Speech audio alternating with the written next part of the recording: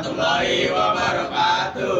Kami dari kelompok 5 dan 6 ingin menyampaikan tentang pengaruh Media terhadap sikap nasionalisme di era modernisasi. Saya Muhammad Zaidan sebagai kameramen. Saya Muhammad Riafiansa sebagai pemeran. Saya Sofwan sebagai aktor. Saya Azriel sebagai aktor. Saya Raka Ramadhani sebagai pemeran. Saya Robi sebagai pemeran. Saya Muhammad Rafli Hamzah sebagai editor.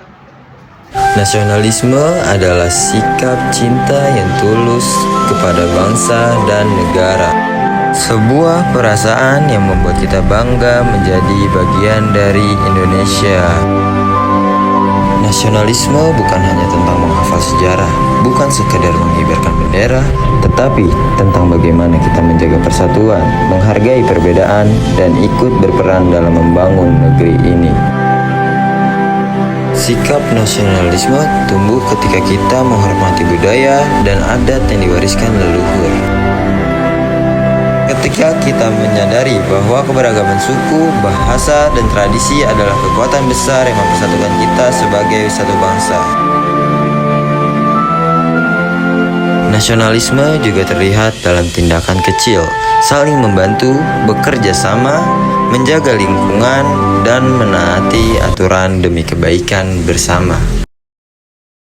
Di era modernisasi seperti sekarang, media sosial sudah menjadi bagian kehidupan kita sehari-hari. Hampir setiap informasi, pendapat, dan tren baru muncul pertama kali di dunia digital. Tapi tanpa kita sadari, media sosial juga punya pengaruh besar terhadap sikap nasionalisme masyarakat Indonesia. Di sisi positif, media sosial membuat kita lebih mudah mengenal budaya dan identitas bangsa. Konten tentang sejarah, tokoh nasional, pariwisata, hingga prestasi Indonesia sering muncul dan membangkitkan rasa bangga. Banyak anak muda yang ikut mempromosikan budaya lokal, memakai produk dalam negeri, atau membuat kampanye kreatif bertema cinta tanah air. Media sosial juga menjadi sarana edukasi kebangsaan. Banyak lembaga dan kreator konten yang membahas tentang Pancasila, persatuan, dan wawasan kebangsaan dalam format yang menarik. Hal ini membantu generasi muda memahami pentingnya menjaga keberagaman dan persatuan sebagai bangsa Indonesia. Namun, media sosial tidak selalu membawa dampak positif.